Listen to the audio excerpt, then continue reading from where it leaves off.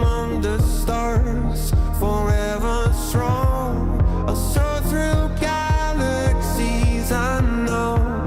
My spirit dances, my heart full blown, and I keep on walking,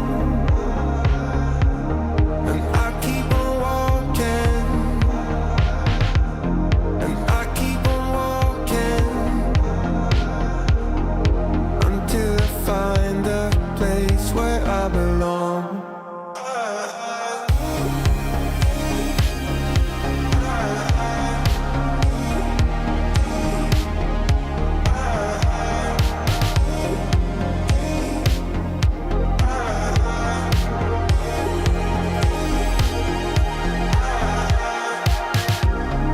In the twilight, my dreams are born, lost in the whispers of a starry night.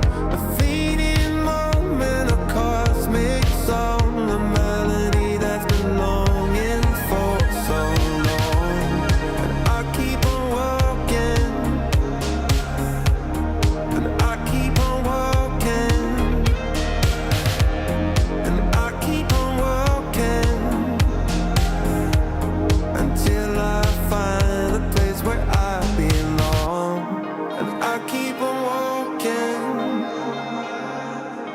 and I keep on walking, and I keep on walking, until I find a place where I belong.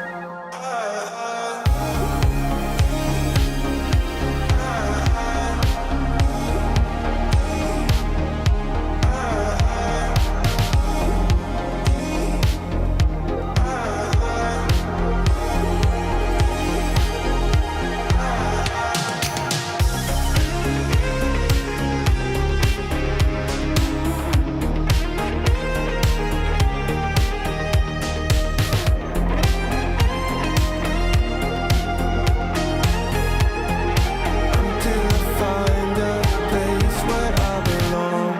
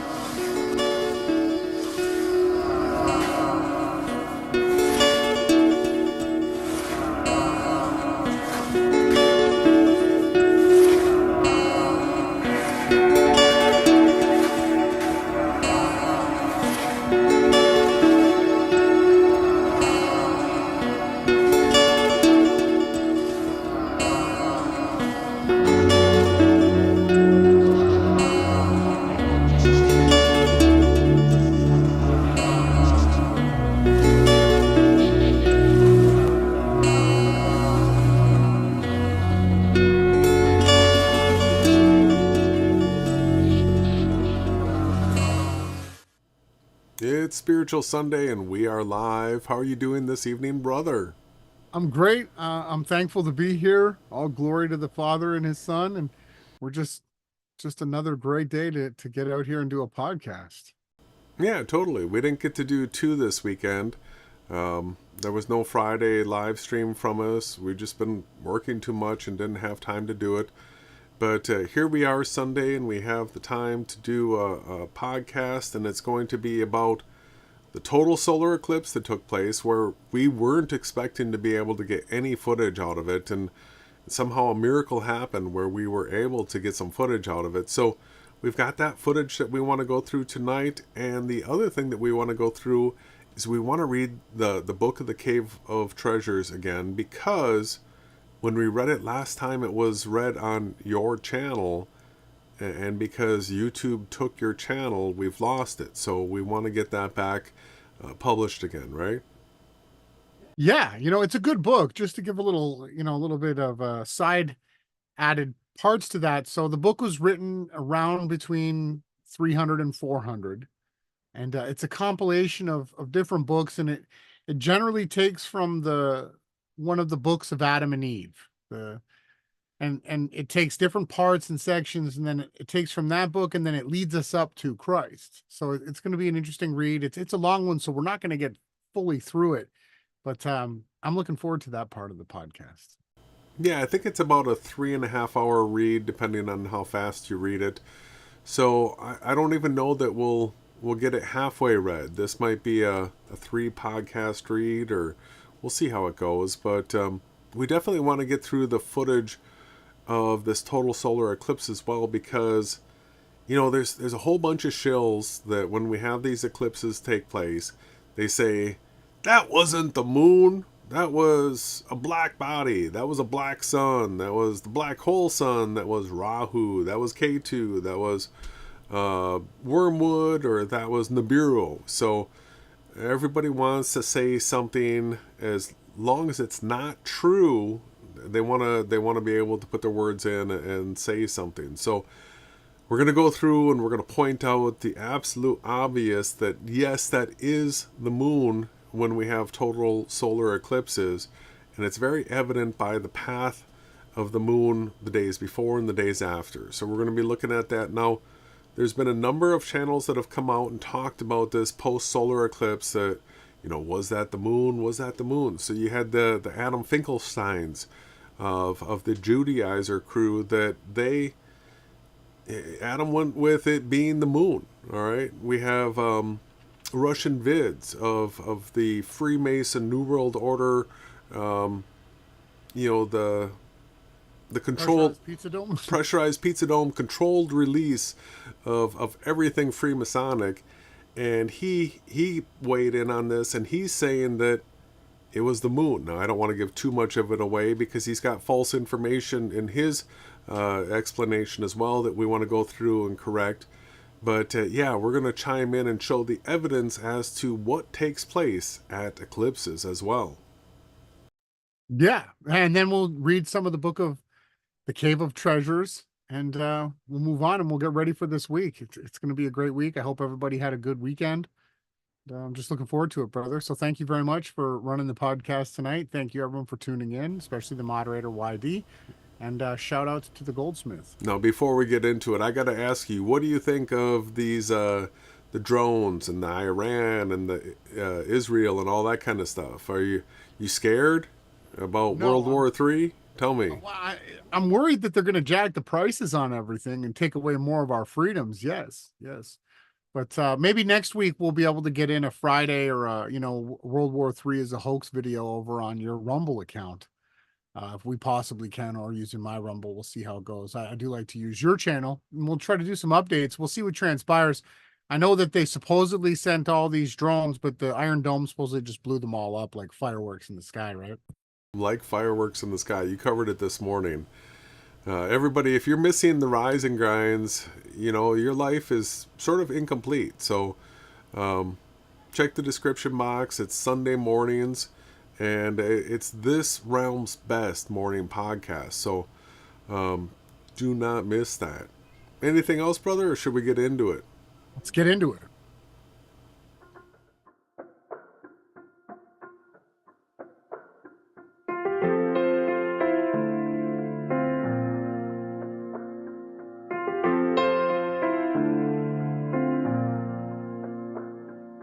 Would my younger self be proud if he was looking at me now? Would I be someone he looks up to and says I wanna be like you? I'm trying not to lose my nerve about the things I thought I deserved. But nothing comes easy without a doubt. That's why I'll do what I should. I'll do the best that I can to make it alright. I'll take what I do and keep on pushing through. My head's in the clouds to make that boy proud. So one day I'll say we made it.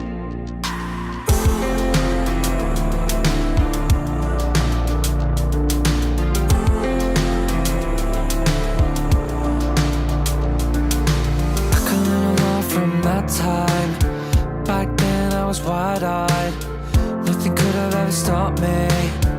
I was everything I wanted to be. Now I'm older, it's harder, but I promise back then I know he still wonders if we made it. I'll do the best that I can to make it alright. I'll take what I do and keep on pushing through. My head's in the clouds to make that boy proud. So that one day I'll say we made it. So that one day I'll say we made it.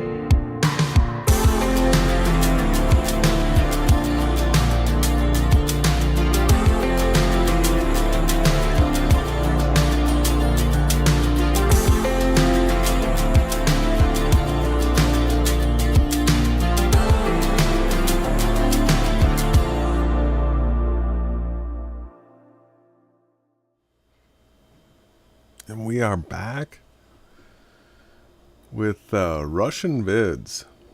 They call them They Live Truth Now. This was the original Freemason that revealed the Freemason type, the codes, the 33s, all that kind of stuff. I learned it from Russian vids. What about you, Ronnie? Yeah, he did let go a bunch of stuff. He did all the coding, all the, he was one of the first guys to start breaking down all the symbolism and stuff like that. He was actually around before me. So he was around before, I guess, maybe 2012, 2013. I showed up around 2013. But everybody already knew that he was a, COINTEL agent. Everyone already knew that he was working for Russia. They were saying, the mobsters from Russia. But yeah, he does do truth and lies, right? That's what these shills do. They have to put out some truth, right? Like it's the moon that's actually creating the eclipse. But then he pulls out the pressurized pizza dome model, which is his non-reality. Totally. So he actually helps us set the stage here, where he's going to talk about how a bunch of channels are talking about what was it? Was it the moon? I think David Weiss, deep inside the rabbit hole, put something out today where he's questioning whether or not it was the moon or something else. So everybody that's trying to open somebody's mind to it being something else is a disinformation agent. So it is nice that RV came out and supported that it is the moon, but he's a fake flat earther. So he puts it into a false context where he says, oh yeah, it's because the sun and moon are doing circles like this. And we've got the videos where we can debunk that. I've got a video where the modeling shows that is absolutely not the way the eclipse path would take place if the sun and moon were doing circles going around the North Pole like that. So let's go ahead and check this video out. Stop me anywhere you want to, brother. We're just going to sort of use his video to talk about what's going on here. Last video on how solar eclipses work on the flat earth. There's been just several people in the so-called flat earth community that were protesting what I was saying regarding how the moon blocks the sun to create the eclipses, as I demonstrate here in this model with the flat earth model, as the sun and the moon are in alignment to create the eclipse in this small band of area here. Doesn't work, obviously, on a globe. Here's the model that I showed. I do have one thing I want to bring up with that graphic, if we just go back an arrow. Mm-hmm. So anybody that's out here also talking about the mis, dis, and malinformation shill topic of there being fake suns or fake moons, I just want everybody to understand that every single one of these eclipses that we're seeing on the screen, you would literally have to have a fake sun and a fake moon in every single one of these spots. And basically, if you drill down, you'd have to have a fake sun every single 3 miles. Well, every person, every observer. Every observer. So we all have a 3-mile circle of sight standing on the, sea level, looking around us. So I just want people to really understand that if they had a fake, because there's a lot of nonsense where people are saying it's a fake sun and a fake moon that caused the eclipse. Or they're literally multiple suns and multiple moons, right? Well, you'd literally have to have an infinite amount of fake suns. One for each observer. Yeah, every single observer has to have a fake sun and a fake moon doing the fake eclipse in their sky, because this graphic here shows you that it's local. It's so local that it only happens in was it 110 miles wide? This one, the total. And this was a wide one too, and one of the widest that we're going to see. And this actually shows just at how local the luminaries actually are. Yeah, so based on your latitude, those are the horizontal lines, and your longitude, those would be the vertical lines and the time zones. Based on where you are, the alignment of the sun and the moon. So this shows you how all across the country here, the farther you get away from this path of totality, the less of an eclipse that there is. And so this is the region that sees the eclipse, and then there's a path of totality that Ronnie mentioned is narrow. It's like 110 to 120 miles wide in this last eclipse, and some of the other ones are like 70 miles wide to 80 miles wide, maybe even smaller than that. So you have these different paths where you have the alignment of where the moon overlaps the sun, right? And each one of these locations, every single one of their sun sightings and moon sightings keep these objects in the sky next to each other. Now, the moon's not always visible, so we get to the waning moon and all of a sudden it gets too close to the sun and it's no longer visible. And then we have a day or 2 days, 3 days where we don't see the moon, and then all of a sudden we have a new moon, a sighting of a crescent again. Now, those paths we'll be watching in Stellarium, they work around each other, and you can see in your sky from any location how it is the sun and moon interacting with each other, and this is definitely the moon that is going across the sun. Now we're going to have some closer looks at it with the footage that we have coming in. Obviously on a globe, here's the model that I showed, basically showing how the sun circles, as the Bible states, as a circuit around the flat earth. So I pause it right here, as I stated in my previous video, how the moon. So the scriptures, if you do the deep research and you read all the books, extra canonical and all, teach that the heavens and the earth was created to revolve around each one of us.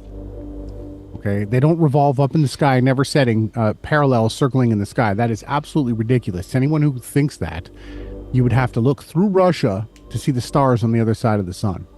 Okay, everything is local, and it's a circling around each one of us. And the higher we go in the sky, the higher the sun gets. It's the same principle with the rainbow. You can't get to the end of the rainbow because the luminaries are luminaries. They're supernatural lights, and they are fixed to each one of us and our altitude. The higher you go, the larger the circle is. It rises in the east and sets in the west. They do not circle above, never setting in the sky. Okay?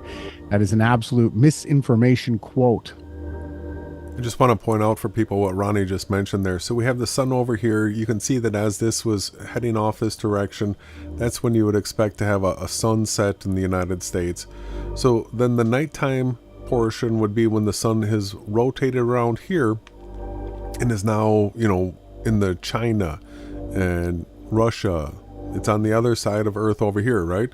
So as Ronnie mentioned, at our nighttime, we would have to be looking through the sun that's over in the Russia-China region and seeing the stars on the other side of the sun rotating over there in order to see stars. Yeah, to see the Polaris, or not Polaris, so the Big Dipper a lot Yeah. of the times of the year is lower to the horizon. So you'd have to be looking through the sun, through Russia, through China, to the other side to see it. But yet, what we can prove is that the sun rises up from under the ground and then sets back into the ground for each observer specifically. And that's how it runs its course. And sun are in perfect alignment, perfect altitude, perfect everything to create the eclipse in this exact region, as I demonstrated in this one model here. And as I covered in my previous video with the solar eclipse, the way it works, you see this very narrow path. If the sun was 92 million miles away, you wouldn't have this narrow path. Again, you would have the whole United States in much more completely eclipsed. And obviously that is not happening. Get a pause? Just as I've shown here. So it's something that I haven't brought up yet that I will when I have there's a few memes that are being passed around. People are actually looking at if the sun was 90 million miles away and the moon did happen to be 400 times smaller, right, 400 times closer, passing in front of the sun, there absolutely would be no darkness. Even in the path of totality where we saw the sky turn really dark, the star Venus was easily visible for us. And there were some clouds and it was still easily visible. And what I'm suggesting here, what I'm actually stating, is that if the sun was 90 million miles away and the moon 400 times as small and 400 times closer, the sky would be totally lit up all around the eclipse, the way that it was for our partial that we had in the fall. This is an easy, provable experiment to do. Okay, if the sun was 90 million miles away, the sky would never be darkened, ever. The sun would just pound its light around the edges of the moon into the entire backdrop of the sky. This, again, is one of the huge proofs that it's super local. Super local. Here, with the whole entire model of the solar eclipse and the moon passing in front, again, to create this band that's happening in this region here. So it's only at this latitude and longitude that you have the total eclipse, and the way the two arc through the sky, Here. it creates Now, there's these some that saying arcing it's not the paths actual moon. along the ground. Actual footage of the solar eclipse from Mission Viejo, the day of April 8th, 2024. And take a look here, as you're going to see here, with the moon passing in front of the sun. Actually, what's happening here, the moon appearing to move left to right, what's happening is the sun's moving faster. It's I like, don't know why he chose this. Yeah, because it's not even totality footage. He chose this because it is making his claim that the moon is circling around the sun, around the flat Earth. That's what he's trying to show here. He's lucky that the eclipse didn't happen in the winter or past the fall equinox, because it'd be circling the complete wrong way for his pressurized circling up all day pizza map. That is the truth right there. Yeah, so this isn't even totality footage, so this might not even have been from this eclipse. But he's going to use this footage to show that the sun travels a little bit faster than the moon, which is true. That is accurate. And so You're on the the freeway. reason why, hold on, the reason why this is one of the worst examples to use is because if you film when the two lock, the sun and the moon, in total eclipse, when they reach totality, the two actually stay like that. In a lot. Not a clear, yeah, they lock. This right here shows that the difference of speeds and the angle and the attack angle to the sun and the moon, it shows perfectly how, because if you're filming, you're constantly having to move the camera to follow any of the luminaries, the stars, the sun and the moon, on their own. But when the sun and the moon, lock together, you can tell that the moon is still traveling in the same direction. It's just traveling at a half of a degree per hour slower. And to Mabus channel, there is not a fourth dimension, unless if you're going to refer to time as being a dimension.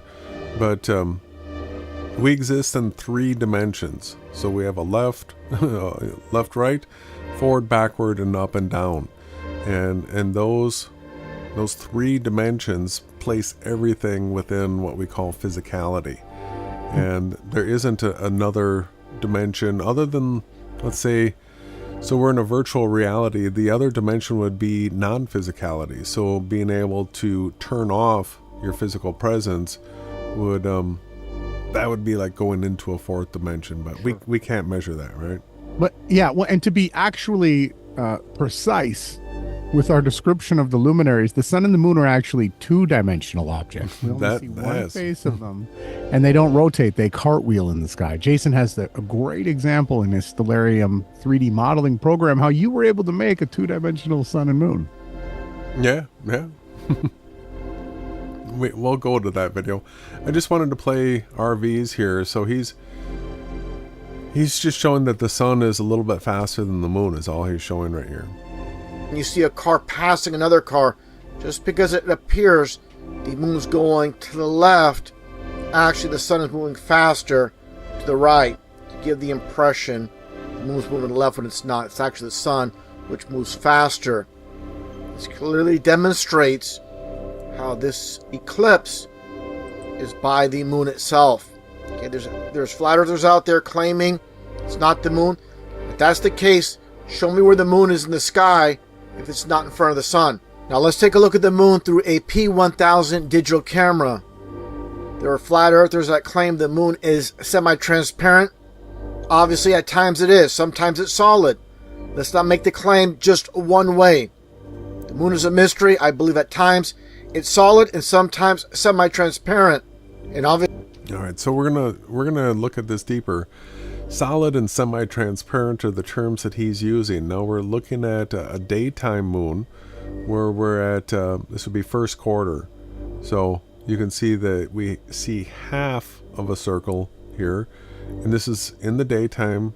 And on this side where you don't see moon, it's just absolutely transparent to the sky. Right, so what we're saying is we're in a virtual reality. This is a light in the sky that we know is two-dimensional because, as Ronnie mentioned, this pattern right here, we can track that pattern, and what it's doing is it's cartwheeling through the sky.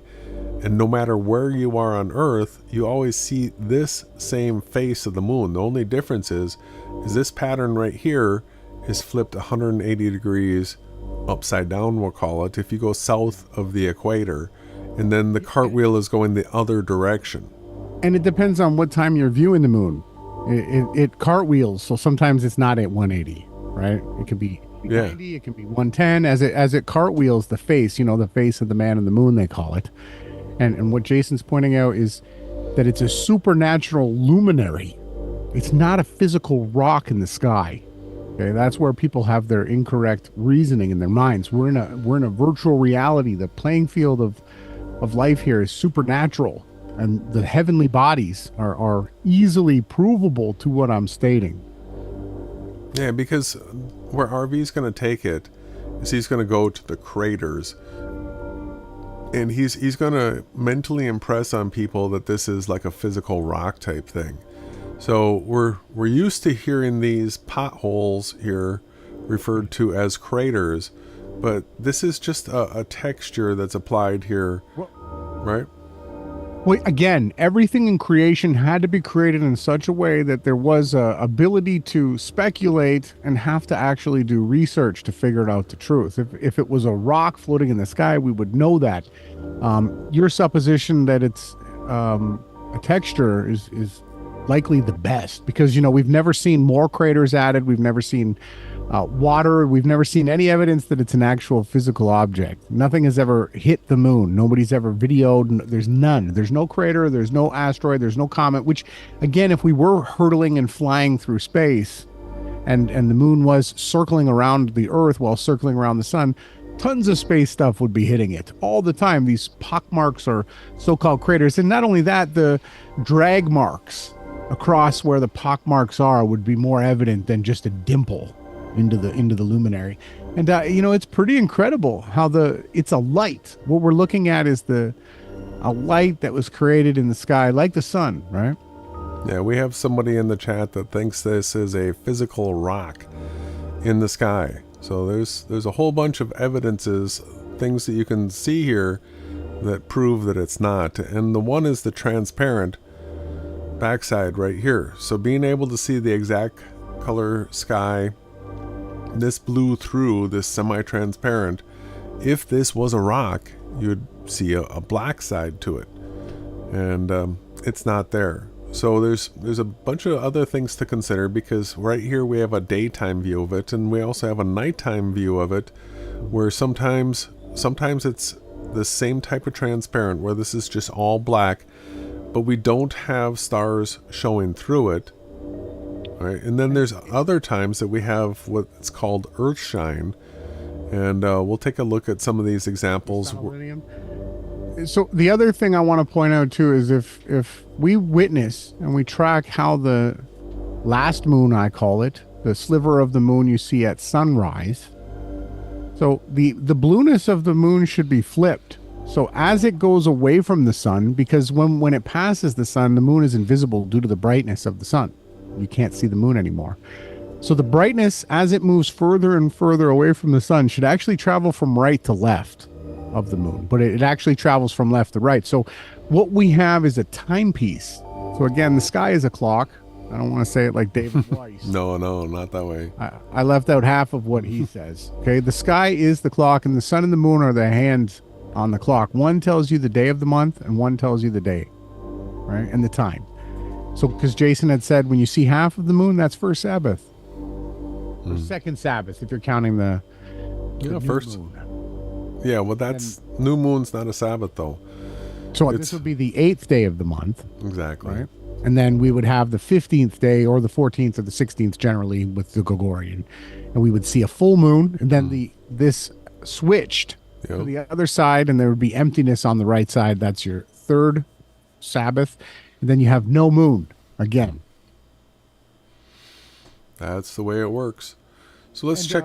There's never been any footage. There was, Eric Dubé did some nonsense where he put up some footage. No one has ever filmed stars shining through the moon. What we've seen is stars come out from behind the moon. Yeah, right? Transits. And we've checked it out because and occultations, but we've never seen anything shine through it. Also, if that was the case, then the sun would shine through it during the eclipse. It was created in such a way that it's dark when it has no light. The sky colors, the daylight that was created before the sun and the moon, is what we see, right? Yeah. Let's go ahead and finish through RV's video here, and then we'll start looking at some other evidences of what's going on. Obviously, we see craters on the moon's surface itself. Not craters. Likely, obviously, created during creation, because there's no new craters since the beginning of recorded history. Again, that gets back to this footage as I shown, where the moon is eclipsing the sun and it's solid at this point. Only God has the answers of how and why this is happening. And for people to make the claim, again, of semi-transparent, doesn't happen all the time. Clearly, it's solid at times. So I just want to be very clear about this. Because obviously, if the moon was always semi-transparent, we should see stars through the moon at all times when we look through a P900 or P1000 digital camera, and that does not happen. Doesn't happen. For those that claim this is some type Sometimes he tells truth. Eclipse, not natural, not by God. Produce your evidence. Make a video supporting your claim. These eclipses have been happening since the recording of history. Unless they had some special technology back in 976 BC, this is the sun creating the eclipse. As I stated, the sun and moon circle above, and when they are precisely in the same location, this is when it happens. And you're looking at the moon eclipsing the sun without a shadow of a doubt. So Can I get a pause? Can I do a quick screen share? Not to throw a curveball at you. I don't know if you have it set up in this scene. Yeah. It is possible for me to do. Yeah, go ahead and share. Something about the sun that I want to point out that's it's anti-RV and circling Freemason pizza pressurized dome model. So it says here in appearance, it's according, it's the same size as the moon. And this is, we're talking about the sun here. So as he rises, right, so he sets and decreases not and rests not, but runs day and night, and his light is sevenfold brighter than that of the moon. But as regards size, they are both equal. So Enoch wrote this like roughly 5,000 years ago. Okay. And I really want to point out again, as he rises, so he sets and decreases not. This is impossible on an AE map and model because they're telling you that the sun doesn't rise or set. Dean O'Dell got thrown off of the stage in his debate and called a denier of the word because he said the sun doesn't rise or set. And he was absolutely debunked. It was one of the dumbest things I've ever heard a man say that claims to be biblical. But Enoch takes it to the next level and explains that everybody has their own version of what the sun is doing, and it happens around each one of us. As he rises, so he sets. So as the sun is rising for me, it's setting for someone in Australia or Russia.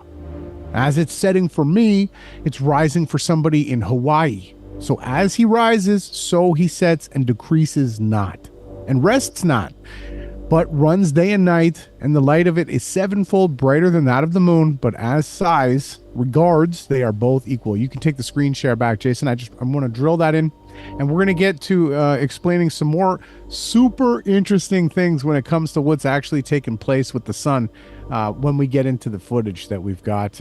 Thank you for taking that. Back to you, Jay. Yeah, so we checked out RV's video. He's saying it's the moon.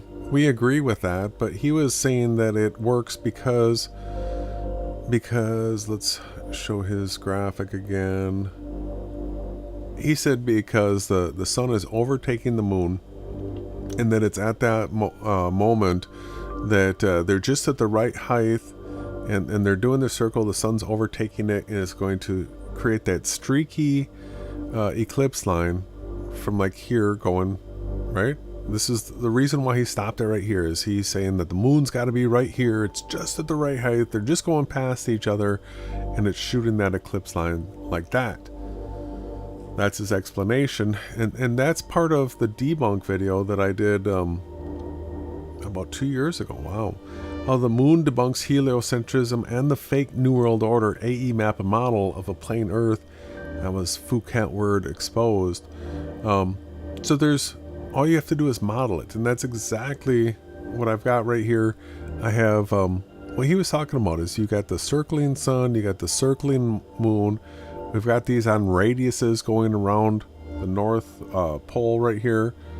And all right, if you look at this, once we have the sun and moon conjuncted, we have what the fake flat earthers call new moon. All right, so he's this graphic's coming around just the way he wants it right here. We've got the sun leading, it's going a little bit faster, the moon's coming here, so right there, boom. That is exactly what RV is saying right here, is that the sun's hitting the moon like this, and they've got it lit up halfway like this. So that means that if we go back here a couple of frames, everybody in South America should be seeing full moon right now. Right? You see how you have the sun lighting up this side of the moon right here?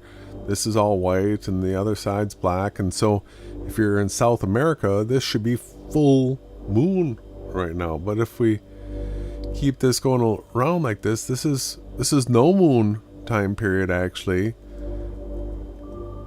And this is where RV is saying the eclipse is shooting across like this. Now there's huge problems with even thinking such a thing like that. So check this out. Where the sun is too bright to see the moon. Then after this, the sun starts gaining distance from the moon while working its way back to being 180 degrees from the moon, and we call it a full moon again. The errors that we saw during a waning moon manifest in reverse during a waxing moon. Now, after the new moon conjunction, the first sliver of moon must be brightest and nearly full at moonrise, and then the moment the moon passes your longitude, it must go dark. This is all part of Fake Flat Earth PSYOP debunk number 6, but I wanted you to understand that we had only looked at half the problem. Let's rewind to our new moon and take a look at the last debunk of the Freemason New World Order AE map and model that we will cover in this video. Lunar eclipses can only happen at full moons, and solar eclipses can only happen at new moons. In the Freemason New World Order AE map and model, solar eclipses are explained by the sun overtaking the moon and the sun being slightly higher than the moon. thus making the moon an object that obscures the sun. If we give the PSYOP model a little bit of slack and run with that scenario, we will still run into model killers. Let's drop the moon down a bit so that it can throw some shade for the sun. Now that we have it down at an elevation where it could actually eclipse the sun, let's take a look at what it would take to see a total solar eclipse. The sun has to overtake the moon, and they must be circling at nearly the exact same radius from the North Pole to have any chance of casting a shadow on Earth. While the Freemason New World Order AE Mappa model does get one aspect of solar eclipses correct that the heliocentric model fails at, that being the direction that the shadows would travel, let's take a look at that. The shadows. Alright, so we have a model here of where the sun is catching up to the moon, and we actually do get the path of the eclipse coming the right direction. It's at least coming from west to east, where in the heliocentric model they get all that wrong. So this would be coming from outside Antarctica, the shadow, and then it would be coming up south from south of the equator. It would begin in the west and move to the east as the sun was catching up to and overtaking the moon. But the debunk, and then as the two passed each other, it would continue to shoot out to the east, and it would not go up to the north. All right, you can model all this, and you can see that the paths of these two rotating bodies, the sun and the moon, you're going to have the path of the shadow come from Antarctica up to the equator and shoot out to Antarctica again, over and over and over again. Right? That's not what we record ever. That's not what we record. Now the other thing is like RV was saying, yes, the sun is a little bit faster than the moon, but it takes a couple of days for you to go from not being able to see the moon to being able to see the moon again. So when they're lined up at the correct heights here, the height of the sun, the height of the moon, and the Freemason pressurized pizza dome model, when they start to overtake each other and they are lined up, that means that the eclipses would take days, right? It would take days, and it would just be streaking arcs for a couple of days all over Earth, and that's not the way eclipses take place whatsoever. Right? It would be a couple of days where you would see that the path of the eclipse. Eclipse predictions is the duration of solar eclipses. New moons are always 1 day long, and some are 2 days long. That means that solar eclipses would be 1 to 2 days long in the Freemason New World Order AE Mappa model, and as we have covered already, the longest solar eclipse was 6 minutes 38.86 seconds, thus making solar eclipses fake flat earth PSYOP debunk number 7. Right. So, what you gotta do? Understand that? All right. Oh, and as you can see, Jason has the sun and the moon as two-dimensional objects in his video. Okay? Mm-hmm. You only see one face, and if we lived on this Freemason pressurized pizza dome, all around the circle, you'd see the bottom, you'd see the back, you'd see the top, you'd see all the sides of the moon. I think this character in the chat, Deep Dish Mike, was saying that he actually has footage of the other parts or different sides of the moon. We'll definitely have a look at that. But also want to have you ready at some point, Jason, with the Andrew Marsh program. When we do get into what's going on with the eclipse, I got a few things. You know, always so much to learn, and I am so excited to always take things to the next level. And the Book of Enoch really is the best scientific, observable, documentable evidence of our reality. So anyone that wants to think that the Enoch was some Freemasonic New World Order hoax, you know, it perfectly matches what the Andrew Marsh shows, and it absolutely debunks. So on the AE, Jason, where would the east of the map be, and where would the west be? On the AE? Yeah. Yeah, it's circles, so it's just a continuous loop. Everywhere. Yeah. Everywhere. So the Book of Enoch perfectly describes how the sun, the moon, and all the luminaries rise and set, and it delineates between east and west, right? And that's only discernible in your circle of sight. Yeah, it's a full 360 degrees. The cardinal directions are at 90 degrees to each other. You know, east is 90 degrees to north and 90 to south. South is 90 to east and 90 to west, and west is 90 to south and 90 to north. So there's no arcs. There's there's straight lines. North and south the sun travels along the equinox in a straight path. Everybody did the tests this year. They were all tracking it. The shadow starts due east and sets due west. It's a completely straight line again. It's not doing a right hook, which doesn't work on a spinning sphere Earth at all anyways. Because it's tilted. It's tilted at the equinox, and that doesn't work. Yeah, with the latitudes above and the latitudes below, you wouldn't have a 90-270 rise and set. But again, let's keep going. Yeah, so let's go ahead and get into some of the footage. So we've got, let me get these. Which one are we looking at here? All right, so this is, we had a cloudy day, and we didn't travel because we thought we were absolutely going to get skunked. But we saw the potential for actually being able to get some footage, so we got the camera out and set it up. And you can see here that it really is sort of a neat effect with the clouds running by. And yeah, so this is what it looked like as we are getting close to totality. And we had lots and lots of clouds here.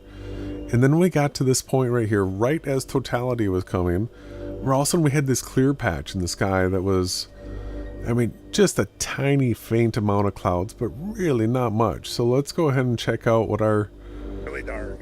Wow, this is crazy. what our footage turned out like. How blue the sky is. All of a sudden, the clouds. There's a plane flying around the eclipse. Of course. Or no, that's a bird. There's a bird. Wow. It's getting really dark. This is darker than it was in Illinois. Yeah. Or maybe I'm just forgetting how crazy it was. So, I mean, this is pretty darn good footage right here. Now, I was using autofocus right here because with the clouds and everything, I tried out the autofocus. I really don't normally use it, and I wish I hadn't used it. But at this point, the autofocus is doing a great job right here. So I guess they call these prominences. And these are going to become more and more distinct here. There it goes. We're in totality. It's not in the center of the shot. There it is. Dang. Now this is some interesting stuff right here, because if you look at these prominences sticking out here, they are absolutely static. Perfectly static. There is no movement to them whatsoever. Now, the heliocentrists say that these are, gas explosions shooting off of the sun and all this kind of stuff. And if you actually sit here and watch the footage, real footage, you'll see that there's no movement to them whatsoever. These just stick out the way they are, and that's it. Wow. Look at that. That is amazing. I can hear people. Can I zoom this? Oh, the birds are frozen. That didn't work. Ooh, it's going dark. There's the star. Oh, I see one star. You want me to back out? No. And so what we're going to talk about is the different windows in the sun. And what Jason's brought up here is, you're hearing it for the first time online. No one has ever talked about this. But what looks like, what do they say, that it's plasma, or, NASA has all these crazy computer-generated models where they try to show all these different stringy things rotating and swirling around the sun. But these are absolutely static. What looks like a flame or a candle frozen. The flame of a candle frozen in the sun.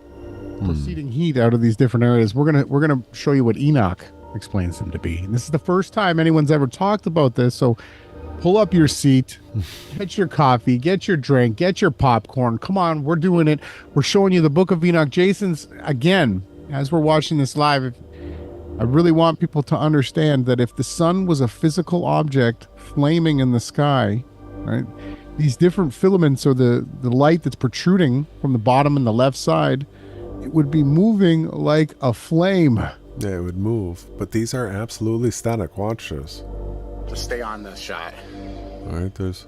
Stay on the eclipse. Stay on the eclipse. There, I've got it. You got it on your cell phone? Yeah. Yeah, so I've got cell On phone. the camera. I was trying to make sure that I kept the... See how this is There's a little bit of an ejection. perfectly static. The sun that looks pretty cool. Now, if you look at everybody's footage, the position where they show up That's really cool. I can't believe is rotated depending on where you are. the sunset. Really dark. So we'll look at other people's footage. You know, everybody, this is one of the very noticeable That ejection things. coming out of the bottom. You want to zoom Right. in on that a little bit? I do.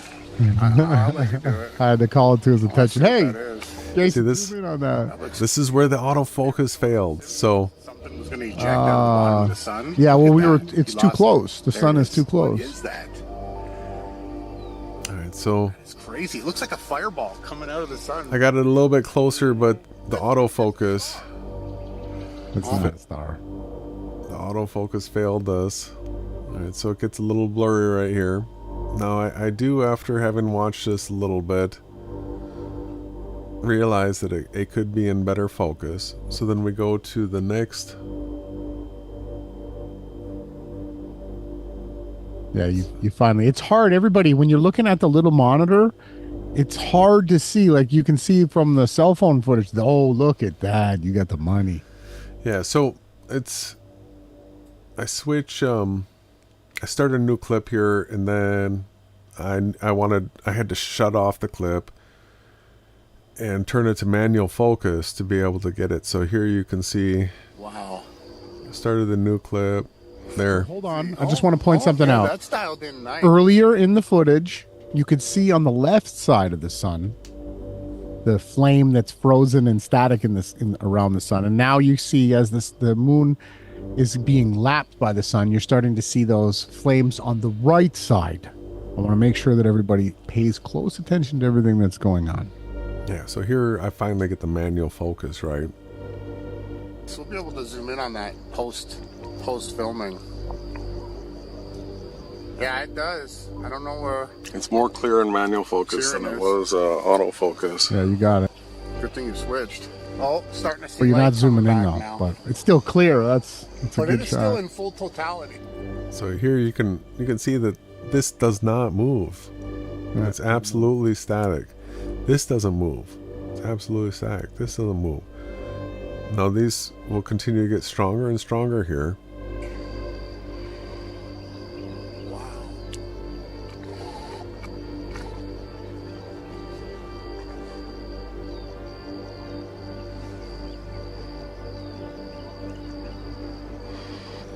So that's pretty good. Now we're coming out of totality here pretty soon, but this is zoomed again and manual focus, and it's pretty good. It's pretty clear. You can see the detail right here. Look at this. Oh, here it comes.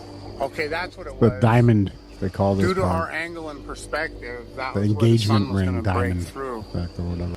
Off of its totality, now it's coming back out, and the sunlight's coming back on. Wow. Yeah, that was crazy. We live streamed it all. Wow. It was great. I did it live on YouTube. You can watch it all on Jason's Awake Souls channel here. Wow. Yeah, so that was the totality from the P1000's footage, and we've got. Let's see here. This is sort of the live action view that I filmed from my phone. It's getting really dark. This is darker than it was in Illinois. Yeah. Or maybe I'm just forgetting how crazy it was. There it goes. We're in totality. Not in the center of the shot. It was dark enough that my phone turned on the light. I was trying to make sure I got the clips in the center. Look at that. Doing a Jared talking out loud. Good job getting it with your phone. Oh, the birds are frozen. The chickens were acting weird. It's going dark. There's the star. Oh, I see. There was Venus. You want me to back out? No. No. Just stay on this shot. Stay on the eclipse. Stay on. Yep. So there, we were able to see Venus real easy. Now Jupiter, I didn't see Jupiter myself. No. You got it on your cell phone? Yeah. But we did have, some clouds here. Way less than there had been. This is 99% chance of clouds that day. We couldn't believe that it was just a little whiskey at this point. That's serious looking right there. Yeah, that's really cool. I can't believe we got it. It's dark here. It's like the sunset. Really dark. The birds are still tweeting. that ejection. Yeah, we were at the bottom. You want to? We were trying to check everything out, like the temperature changed, the amount that the light changed. We were checking out the birds to see, how it was affecting them. And I got one more video of this. Wow. Look at that. There it is on the live stream on the cell phone. And then you can see that star right there. And then something is... So we do everything we can to document everything. Wow. Amazing. Amazing.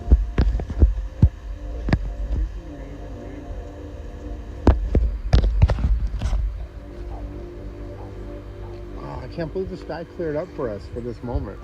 It's incredible. I know, right? It was like 99% clouds, they were saying, right? Oh, now there's another ejection coming out of the right side. But static. It doesn't move. The last solar eclipse, we didn't see those. One on the bottom and one on the right. Yeah, so you sent me... We're a couple of amateurs. And the P1000, although it's got like the greatest zoom you can really buy, there are other cameras that do better in low light and all that kind of stuff. So you sent me some clips of just different. It was at the timestamp. Yeah, just different guys doing their footage. Just random, just searches, so that it's not. They're not AE mappers. They're not flat earthers. They're not just people filming.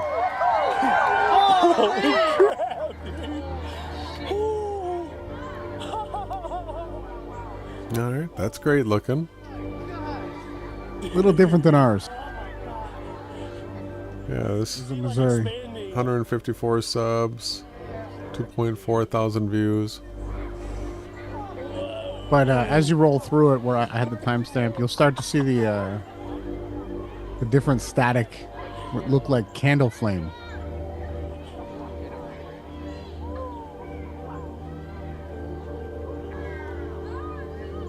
You can see it at the top left. Yeah. You know what? I'm just gonna jump through a little. That is huge. Really odd the way that as the moon moves, you see more and more of that candle flame on the top left. It's very interesting if you follow that with your eye. Yeah. Yeah. I'm lowering mine. I can see the prominences now. Oh, yeah, good adjustment. I can do it on Static. The phone, actually. I didn't even know. It doesn't move. Dude. That's cool. I'm gonna leave it on video.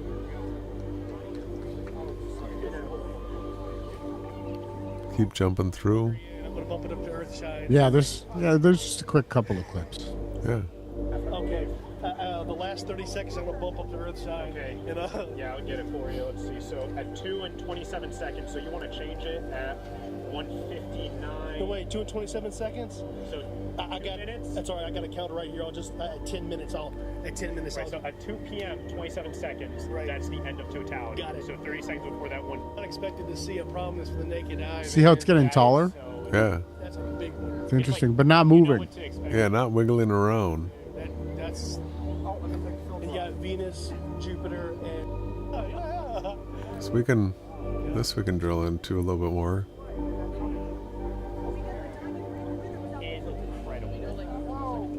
Yeah, there's no flicker, no wave to it.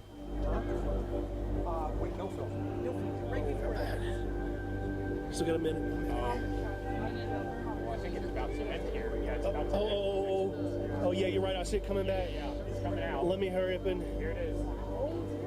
There it comes. Come on, Earth shine. I can't do it. It won't let me. It won't let me. He's trying to do his own. Careful. Yep. Yeah. So you could just lightly see what almost looked like crater, the outline of the not perfect moon. Just if you go back the small period adjustments, Yep. just look real. As soon as he goes into this, you can actually see that it's not a perfect circle.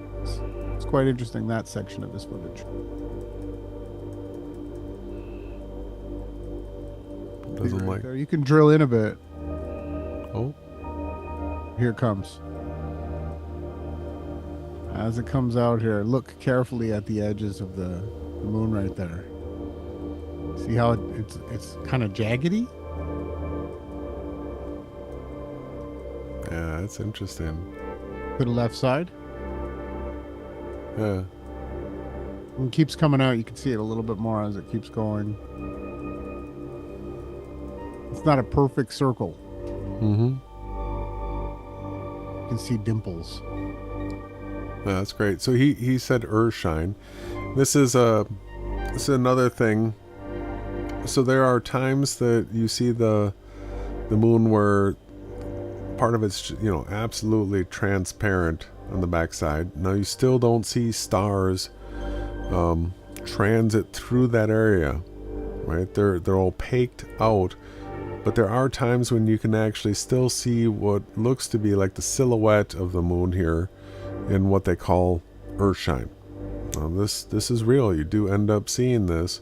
And I think this is what he was trying to catch, was a glimpse of the moon in that transition. That's right. But Yeah.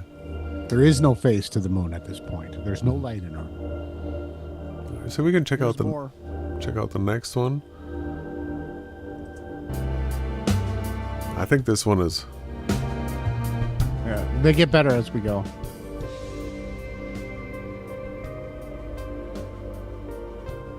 If you look at these, Pointing out that the one on the bottom is the similar candle flame, static candle flame that we had.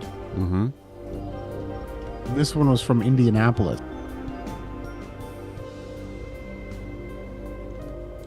Adventure Archives.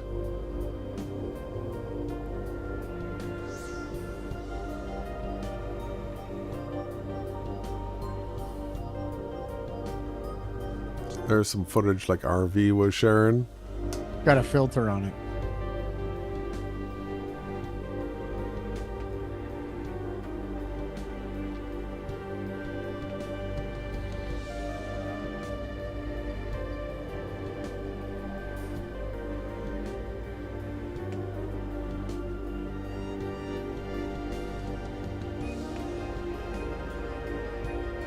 Coming up on Totality. That's neat where it disappeared on the top. Yeah, That's pretty sharp. Oh, look at that.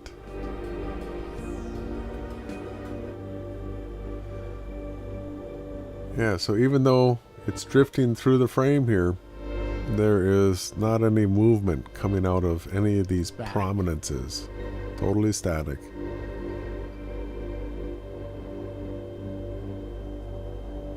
Nice setup. Good job. Yeah, he did good. Yeah, he got it all. He got the drone up. Oh, really? Keep going? Well, no, I think that's it. There was a drone he had launched there. Okay. Oh. Yeah.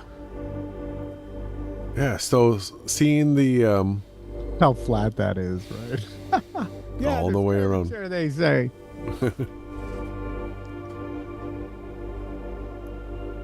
Boy, vey, there ain't no curvature out there today. So that's cool. That was a good, and the next one is even better.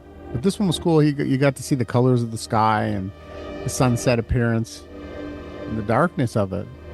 All the way around, but being inside the darkness. Yeah, that's... Again, this is impossible if the moon was 90 million miles away and 400 times larger than the moon.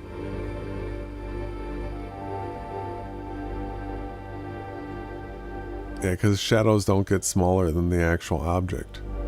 That's impossible to prove, right? The way that Doesn't happen. modern day scientists state. That was nicely made. The last one's even better. The last one, saved the best for last, right? This one's super clear, super well filmed. Look at these. Yeah, really well done. That is gorgeous. What has he got? A telescoping cannon. The description box has the details. Oh, this isn't. This is not What? the. It's not of the same one? It's not the same one. Okay, well, let's look at it and look at what they're showing too. Yeah, this was I'm glad you checked. the hybrid, the 420 of the last year. hybrid? This was the hybrid. Yeah, we didn't see this. I would have wanted to look at the static flame Yeah. protruding from the sun. Once again, absolutely amazingly clear footage here, and these don't move. They're totally static. This is video. This is not a picture. All right, so these are not flames shooting out of the sun, everybody. I know you would like to think that they are, but they're static. They don't move. Yeah. Here comes our And this is a second witness to that. diamond ring. But it is interesting how they do protrude and connect like that. It's quite an amazing thing to witness. Look at it all there, those windows. So after this, I'd like you to open the Andrew Marsh site. You see the windows, you see where the candle flame is protruding here. And I just want to explain a few things to everybody now that we got your attention. And soon we'll do a song break and we'll get into the Book of the Cable Treasures. But all of those protruding static candle flame, right? It's such an interesting thing. So what we've got up here now is the Andrew Marsh site. This is the map and model of our reality. This is what Jason and I show when people say, show us your model. This is it right here. It's a city. It's just, we can name it anything. It's a virtual city in a virtual reality on a virtual screen that you're looking at. But what it does do is it completely verifies and shows us everything that's observable and recordable in reality. So the sun rising out of the ground and setting back into the ground. Jason can turn these different angles and shadows. You can measure the shadows, right? If the sun wasn't rising up from the ground or below it, the shadow wouldn't work the same as it does in this. This is how accurate is this? I know I ask you. 100th of a degree per second. 100th of a degree per second. As you can see, the sun rising, the way that the shadows elongate, and then at midday they shrink to almost none, and then they elongate to the other side of the horizon at sunset. So if we drill in, I just want to show people. So on the east side of our circle of sight, you have 6 gates, or you could call them portals or ports. The way that old boating ships would work, you would be told which port to pass your boat through. So if we zoom in here, what we have is the ecliptic path highlighted in yellow. Right? That's the tropics. One is the top and one is the bottom tropic. What we have is 6 sections that the sun rises from on the east. As you can see here, the first section is a half of the size, right? Because it goes 15 days out and then 15 days back. That's how it does a 30-day, 29, and sometimes 30-day path. So what we have is 6 gates on the east that the sun rises up out of. You can count them. 6 gates. 1, 2, 3, 4, 5, 6. Right? Easily shown. And then let's go to the other side. This is the western side of our circle of sight. And this does not work on an AE map. I'm sorry.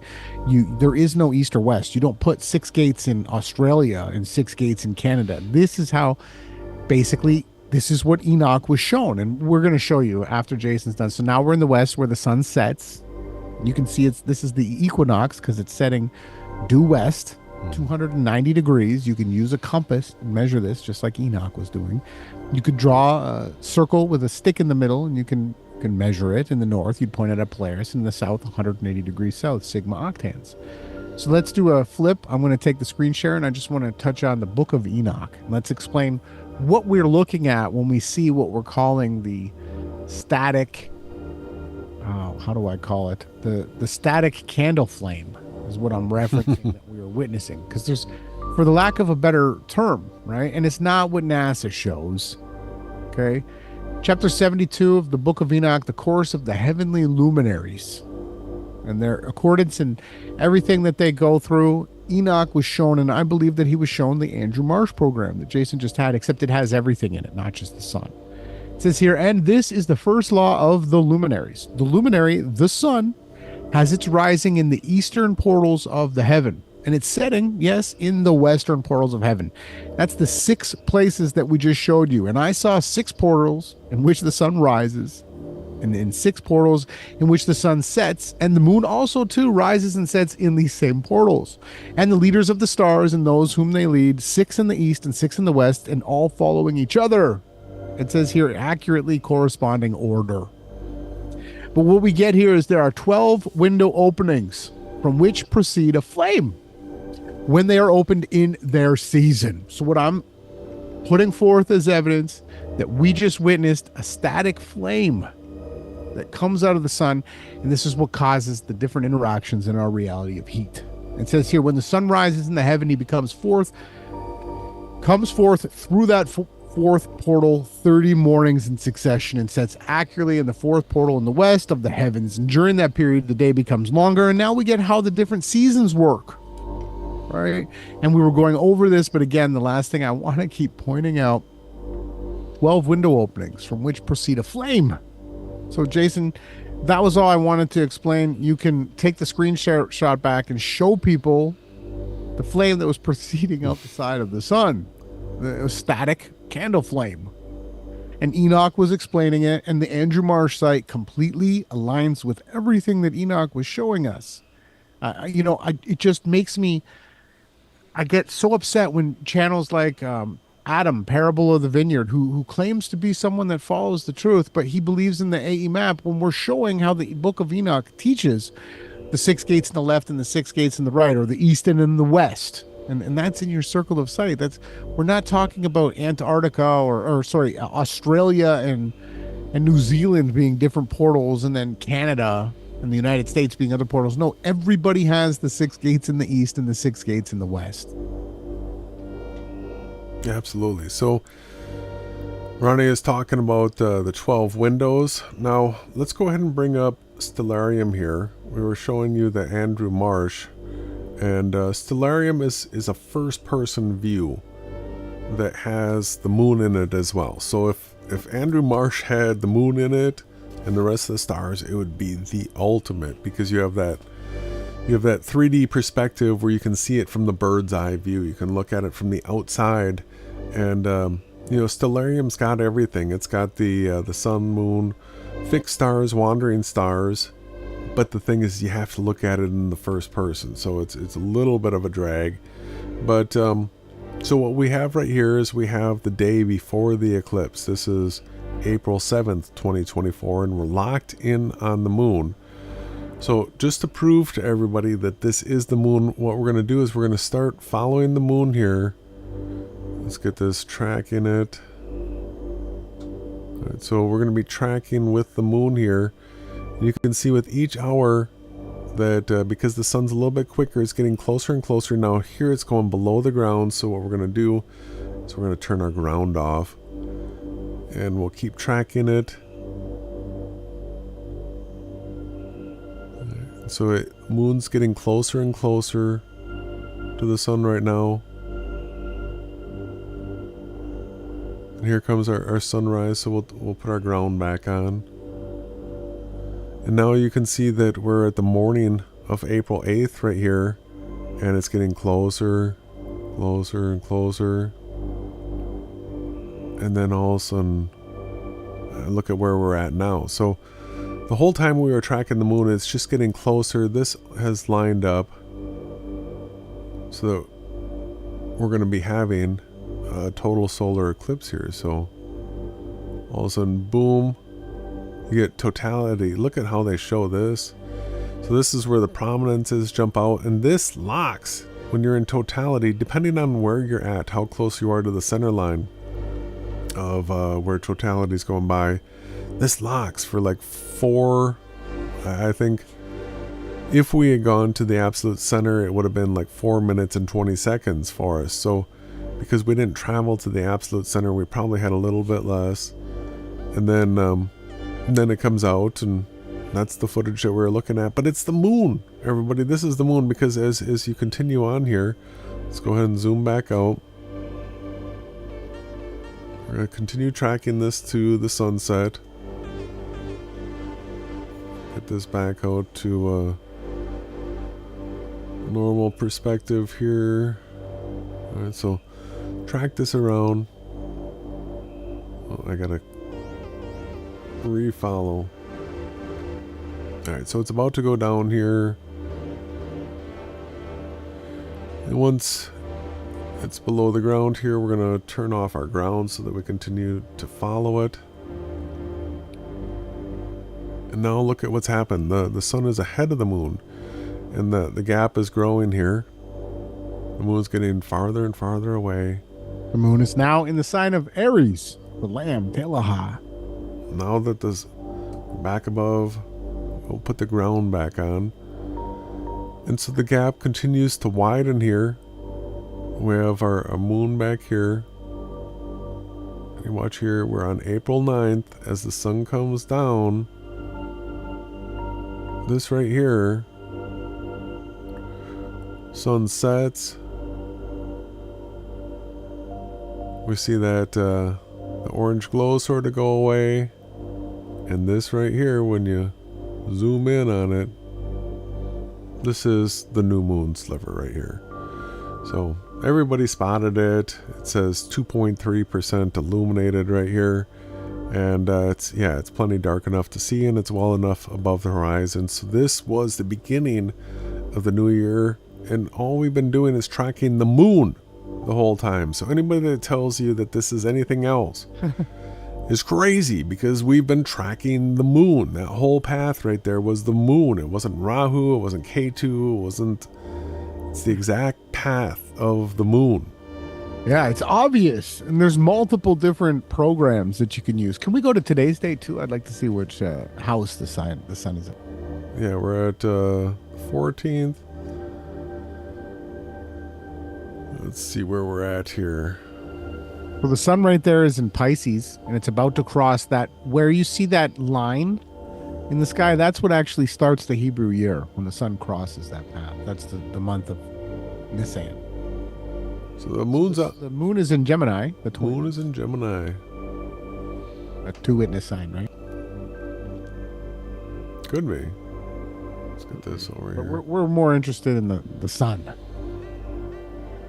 Yeah, so the moon is squarely in Gemini right now. And I saw it. It was Leo. Hey, you're gonna What are we- look on the east. what are we at? Are we at first Sabbath of the month yet? How long has it been? Yeah, no, Not yet.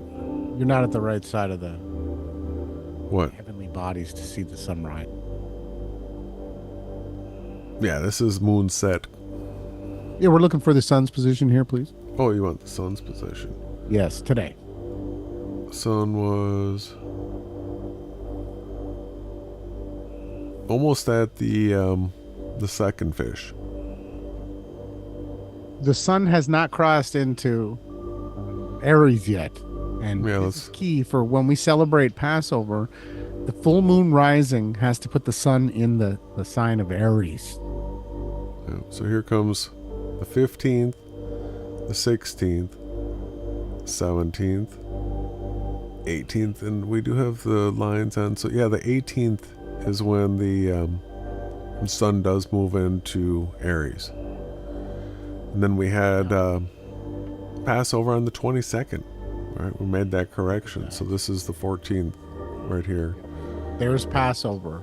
And I can Night darken. of the twilight of the 22nd. I can darken up these lines a little bit more so that people can see that we are. The pink purple line right here is the constellations. So yeah, it was back here at here's the 17th and here's the 18th that the sun moves into Aries. And Yeah.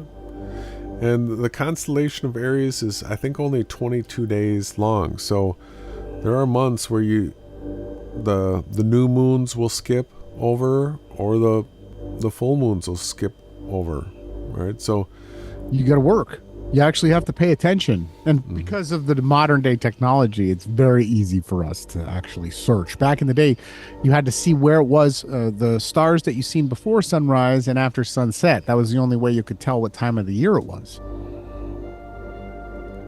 all right, so it was the moon, everybody. It was the moon. What do you say we take a song break and then we come back and we start reading? Let's go.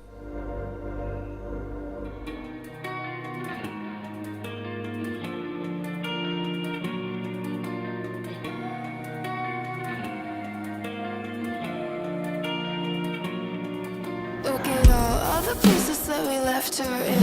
We don't have any reasons we enjoyed this sin. Maybe I could help if I wanted to, but I don't know what to do. No, I don't know what to do. Should I make a mess and should I hit it run, or should I just confess and should I take her hand? Her life's at stake and we're playing games. We never cared. Oh, what a shame. Oh, a never-ending story of agony and glory. A pretty princess to be, but now it's getting ugly. Hysteria, the crown is lost, the mistakes found. She is ruined, her courage drowned. She lost herself on the devil's path. She lost herself and all she had. Euphoria, not even one flaw she shall have.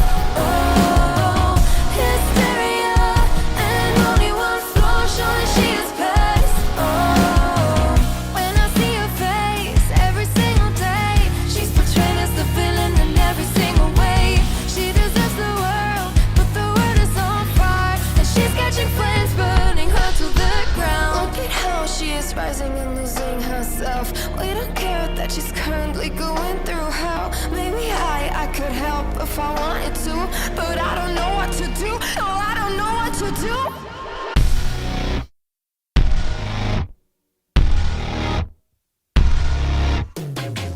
A never-ending story of agony and glory. A pretty princess to be, but now it's getting ugly. Hysteria, the crown is lost, the mistakes found. She is ruined, her courage drowned. She lost herself on the devil's path. She lost herself and all she had. Euphoria, not even one flaw she shall have. Oh, hysteria, and only one flaw showing she is past. Oh. And we are back. So, I do want to give a warning here. We're going to try our best to clean up things. So, if you scroll up to the top here, the title of the work is The Scribe's Prayer. And so the scripture that we're reading is a compilation of a bunch of books, right? A bunch of books from Adam and Eve are being quoted from. And it was Ephraim the Syrian, who died in 373 AD, is the character that put all these together. And we do have stuff like Trinitarian doctrines. And if you look in our description box, we've got content where we show that the Trinity is false. It's actually blasphemous. There's a Father and a Son, and they created reality together. But we're going to see stuff like that, and we're going to try to correct it as much as we can. I just wanted to throw that warning out. What we've been taught is that you do the research and you hold fast to what's true, and everything that's false and a lie, you discard. Absolutely.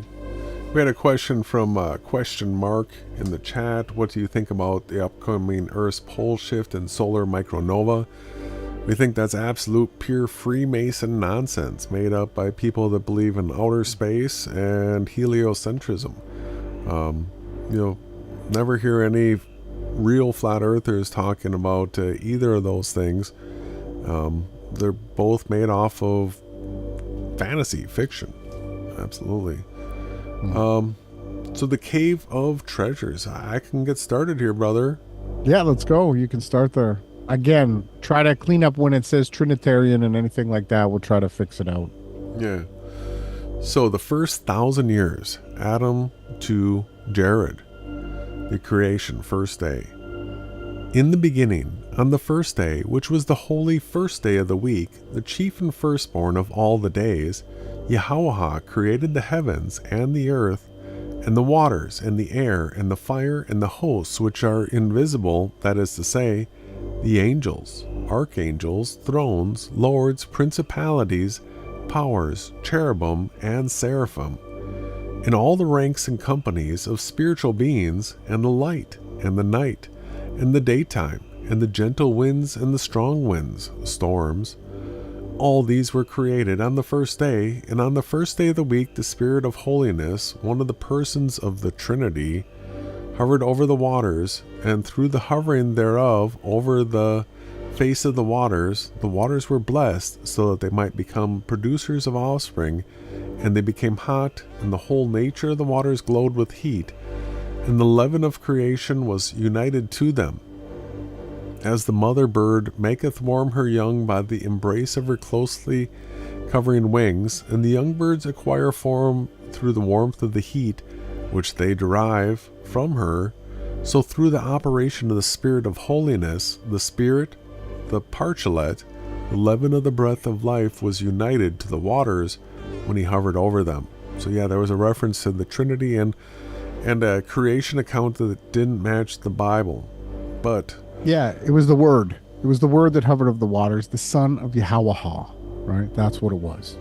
But try to stomach that, knowing the truth of what the Bible has to say, and continue to see where these scriptures take things. What do we have here? We have notes. I don't know if this note... Yeah, we don't have to read the notes. Yeah, I'll watch for that on my end too.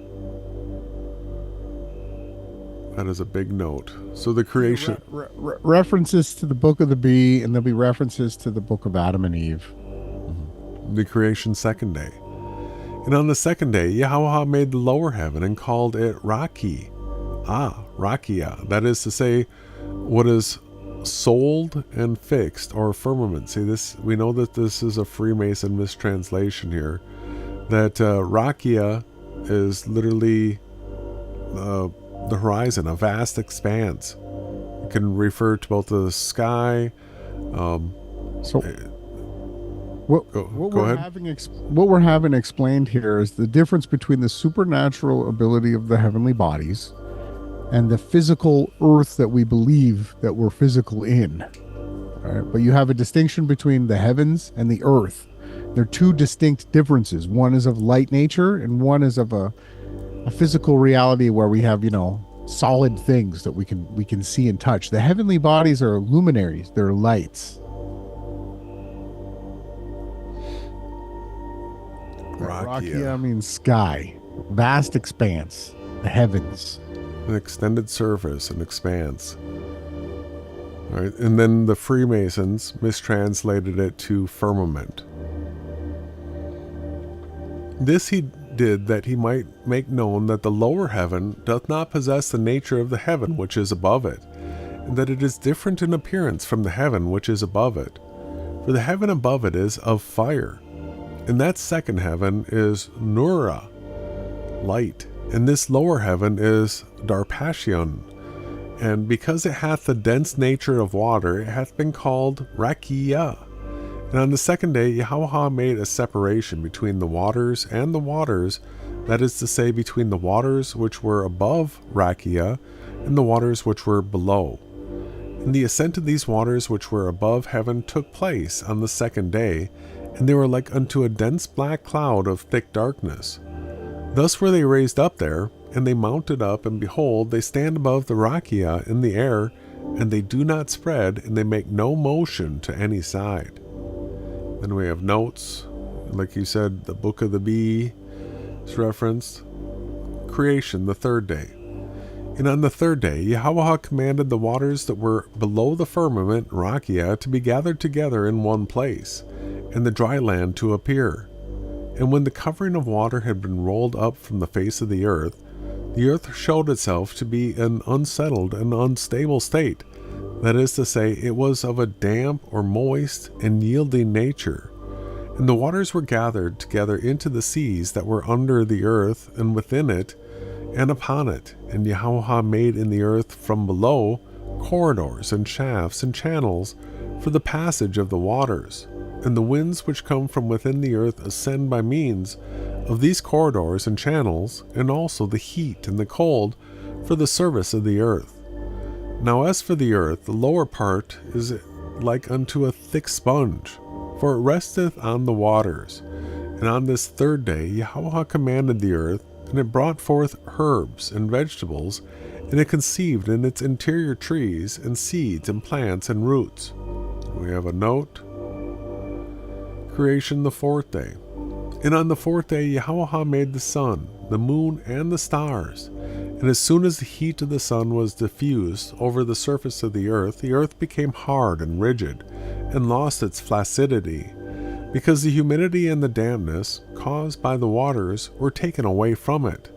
The Creator made this the sphere of the sun, the circle of the sun, of fire, and filled it with light.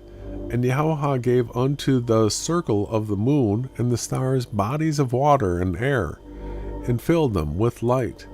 And when the dust of the earth became hot, it brought forth all the trees, and plants, and seeds, and roots which had been conceived inside it on the third day. We have a big note. Talking about the sun and the moon being lamps or lights.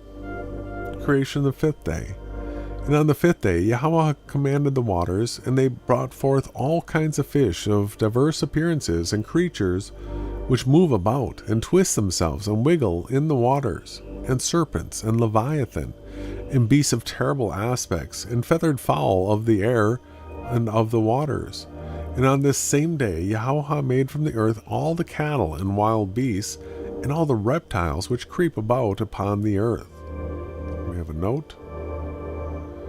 Creation the sixth day. And on the sixth day, which is the eve of the Sabbath, Yahawah formed man out of the dust, and Eve from his rib. And on the seventh day Yahawah rested. Go ahead.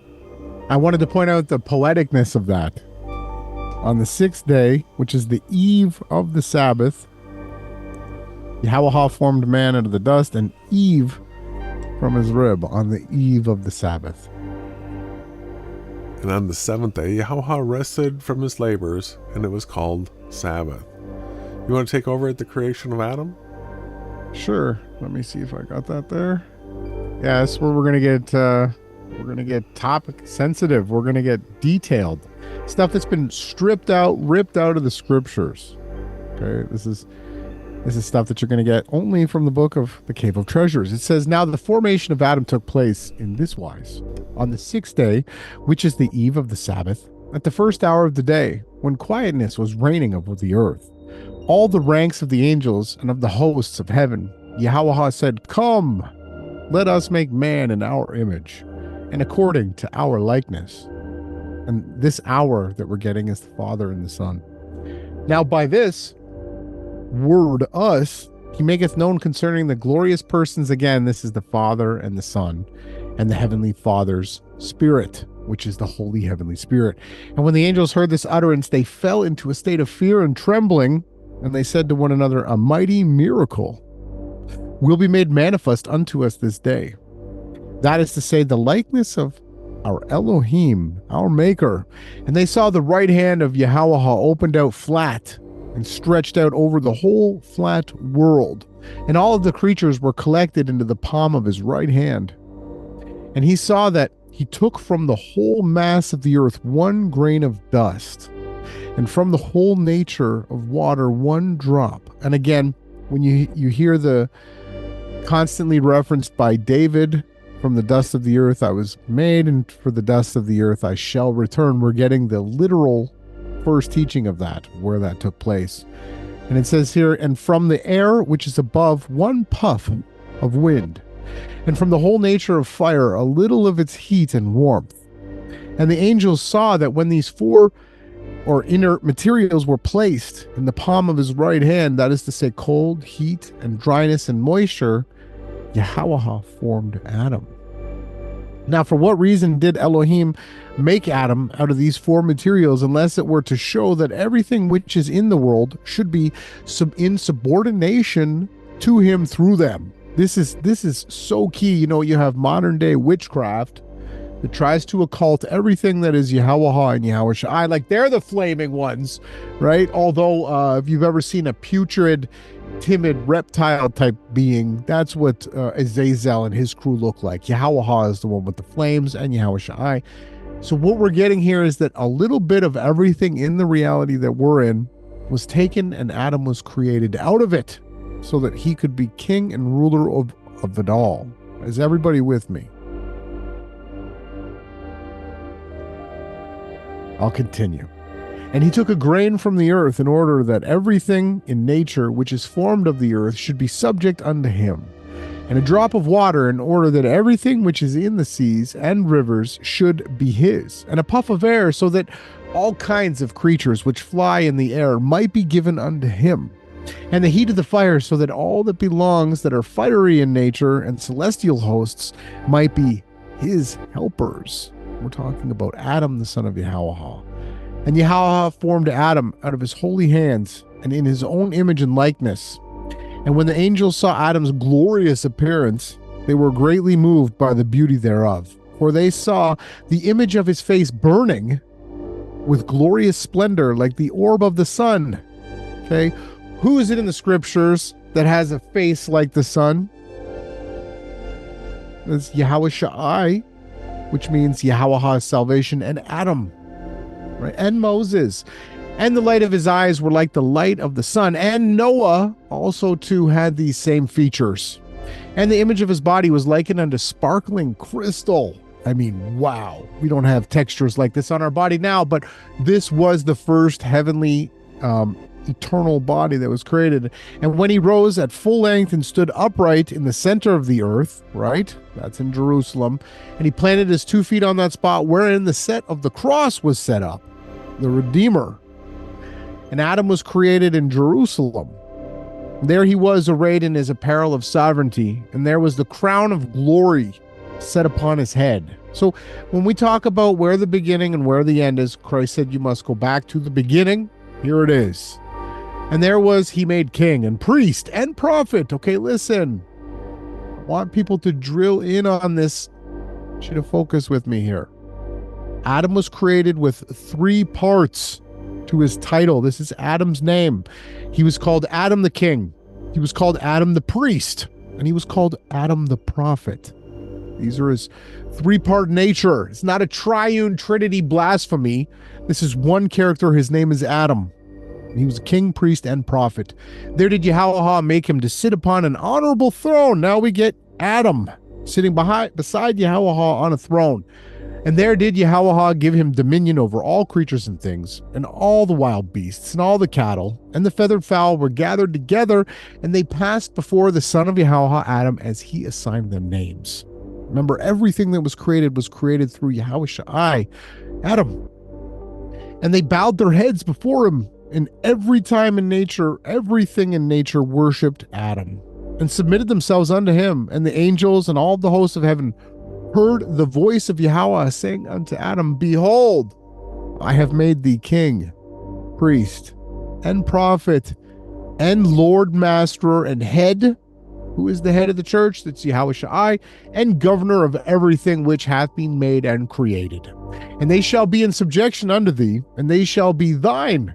And I have given unto thee power over everything which I have created.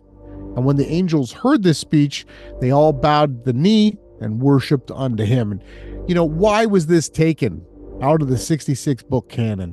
Why is this not taught? Why was this ripped out? Adam's glory taken away. You have channels. I'm getting worked up here like Adam lost it. Adam sinned. You know, if Adam didn't do what he did, we wouldn't be here. He did it so that joy would be able to shine forth in these times. These are notes. The word Jew doesn't even exist. Hebrew. You could have the line of Judah, which was the southern region of Israel, but there was no word named Jew.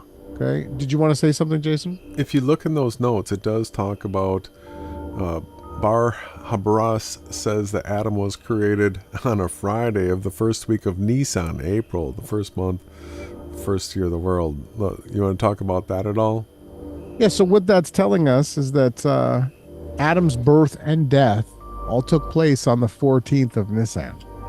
Yeah, right. So Fridays, you got to throw out, anytime you hear a Monday, Tuesday, Wednesday, Thursday, Friday, Saturday, Sunday, just throw that out as nonsense, because the moon is either 29 or 30 days every month.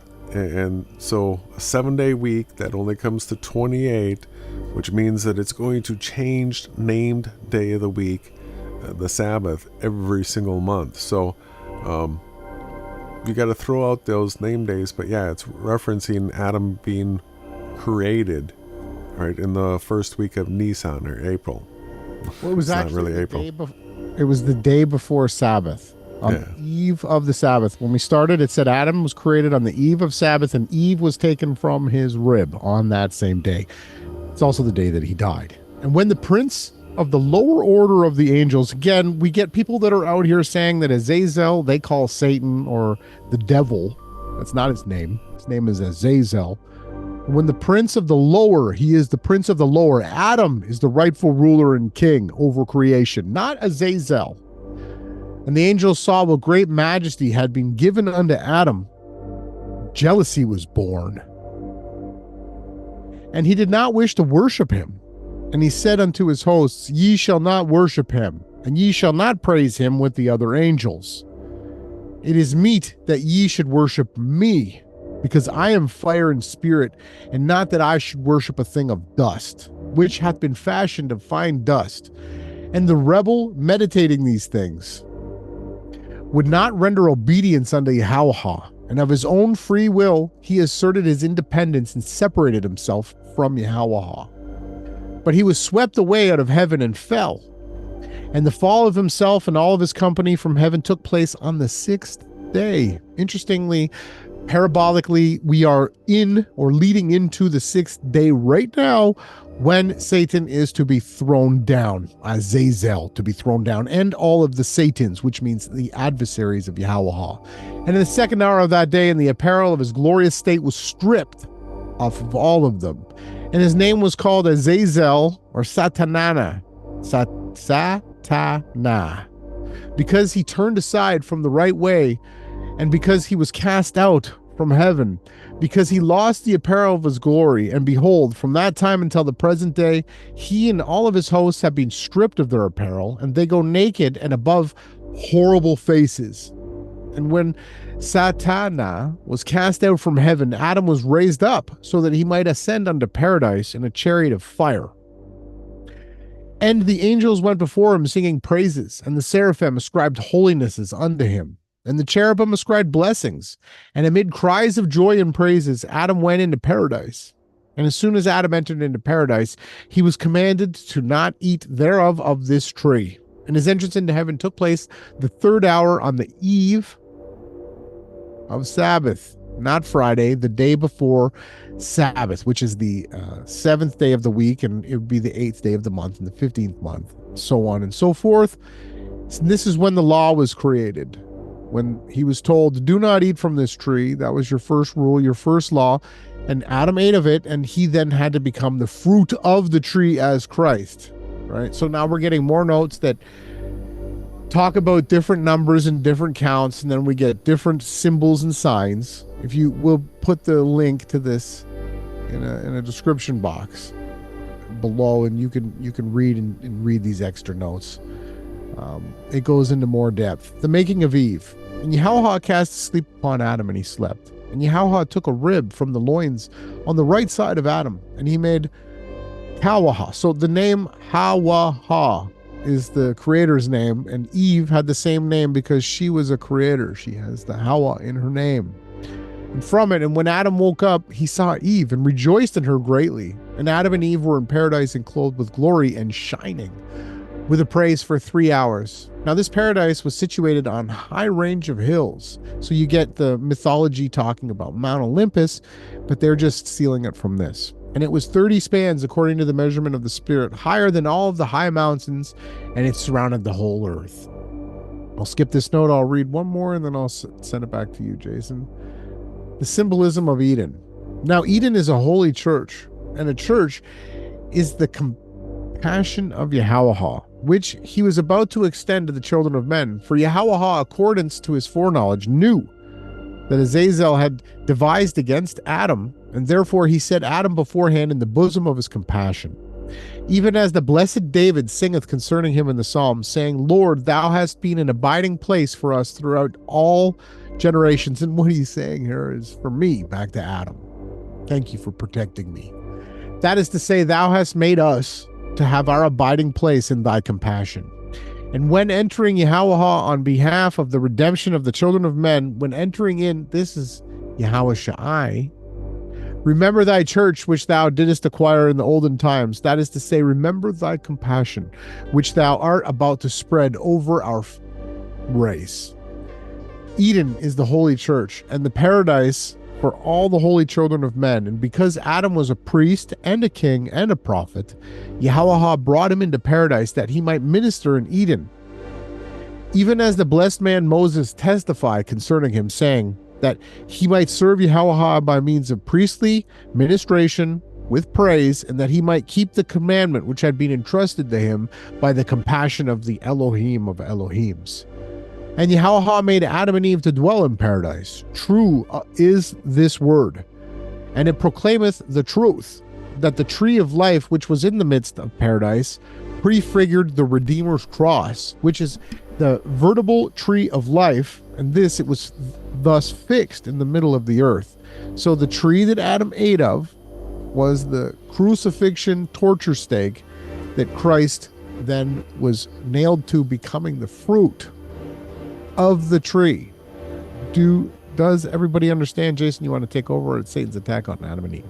Yeah, the complexity of all that, right? Yeah.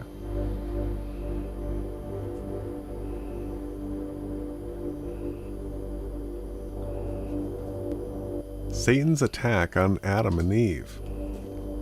And when Satan saw that Adam and Eve were happy and joyful in paradise, that rebel was smitten sorely with jealousy, and he became filled with wrath. And he went and took up his abode in the serpent, and he raised him up, and made him to fly through the air to the skirts of the Mount Eden, whereon was paradise. Now why did Satan enter the body of the serpent and hide himself therein? Because he knew that his appearance was foul, and that if Eve saw his form, she would betake herself to flight straight away before him. Now the man who wished to teach the Greek language to a bird, now the bird that can learn the speech of man, is called Babagahaha, parrot, first bringeth a large mirror, and taketh between himself and the bird. He then beginneth to talk to the bird, and immediately the parrot heareth the voice of the man. It turneth round, and when it seeth its own form reflected in the mirror, it becometh pleased straightway, because it imagineth that a fellow parrot is talking to it. Then it inclineth its ear with pleasure, and listeneth to the words of the man who is talking to it, and it become eager to learn, and to speak Greek. In this manner, with the object of making Eve believe that it was the serpent that spoke to her, did Satan enter in and dwell in the serpent, and he watched for the opportunity, and when he saw Eve by herself, he called her by her name. And when she turned round towards him, she saw her own form reflected in him, and she talked to him, and Satan led her astray with his lying words, because the nature of woman is soft or yielding. So this is key. Hold on a second. Let's scroll back up. I really want people to understand. So Azazel possessed Godriel, which is another Satan, which means adversary. And what he did was he did a psychological attack on Eve. He masqueraded himself as the same form for her to gain her trust. Tricked her real good. Once he gained her trust, he started to lie, as we get in the 66 book canon, where he says, did he really say that you'll surely die? Right? And this is how Eve was tricked. Now you'll get a lot of people that say that they had an orgy and all these other disgusting things, and this book here is taken away because it clearly shows what was known as to what took place. And when Eve had heard from him concerning that tree, straightway she ran quickly to it, and she plucked the fruit of disobedience from the tree of transgression of the command, and she ate. Then immediately she found herself stripped naked, and she saw the hatefulness of her shame, and she ran away naked, and hid herself in another tree, and covered her nakedness with the leaves thereof. And she cried out to Adam, and he came to her, and she handed to him some of the fruit of which she had eaten, and he also did eat thereof. And when he had eaten, he also became naked, and he and Eve made girdles for their loins of the leaves of the fig trees, and they were arrayed in these girdles of ignominy for 3 hours. At midday they received their sentence of doom, and Yahawah made for them tunics of skin, which was stripped from the trees, that is to say, of the bark of the trees, because the trees were in paradise had soft barks, and they were softer than the byssus and silk wherefrom the garments worn by kings are made. And Yahawah dressed them in this soft skin, which was thus spread over a body of infirmities. And we have some notes. Adam's stay in paradise. At the 3rd hour of the day, Adam and Eve ascended into paradise, and for 3 hours they enjoyed the good things thereof. For 3 hours they were in shame and disgrace, and at the 9th hour their expulsion from paradise took place. And as they were going forth sorrowfully, Yahawah spake unto Adam, and heartened him, and said unto him, Be not sorrowful, O Adam, for I will restore unto thee thine inheritance. Behold, see how greatly I have loved thee, for though I have cursed the earth for thy sake, yet have I withdrawn thee from the operation of the curse. As for the serpent, I have fettered his legs in his belly, and I have given him the dust of the earth for food. And Eve have I bound under my yoke of servitude. Inasmuch as thou hast transgressed my commandments, get thee forth, but be not sad. After the fulfillment of the times which I have allotted that you shall be in exile outside paradise, in the land which is under the curse, behold, I will send my son, and he shall go down from heaven for thy redemption, and he shall sojourn in a virgin, and shall put on a body of flesh, and through him redemption and a return shall be effected for thee. But command thy sons, and order them to embalm thy body after thy death with myrrh, cassia, and stocti. And they shall place thee in this cave whereon I am making you to dwell this day, until the time when your expulsion shall take place from the regions of paradise to that earth which is outside it. And whosoever shall be left in those days shall take thy body with him, and shall deposit it in the spot which I shall show him, in the center of the earth, for in that place shall redemption be effected for thee and for all thy children. And Yahawah revealed unto Adam everything which the son should suffer on behalf of him. So one thing I want to point out, constantly in the scriptures and in the extra canonical books, you have Yahawah that speaks directly to Adam, and then you have the son, right, or the word of Yahawah, which is another character. Christ called him Michael, right? Michael was the one that explained to Christ that he had to go into the belly of the earth and free the captives. And I just want to continue to point that out. So I'll maybe read one more. Sure. And when Adam and Eve had gone forth from paradise, the door of paradise was shut, and a cherub bearing a 2-edged sword stood by it. According to the Book of the Bee, the cherub, or as some think, a terrible form endowed with a body, was armed with a spear and sword, each being made of fire. Yeah, you want to get acquainted with that character. It controls the fire.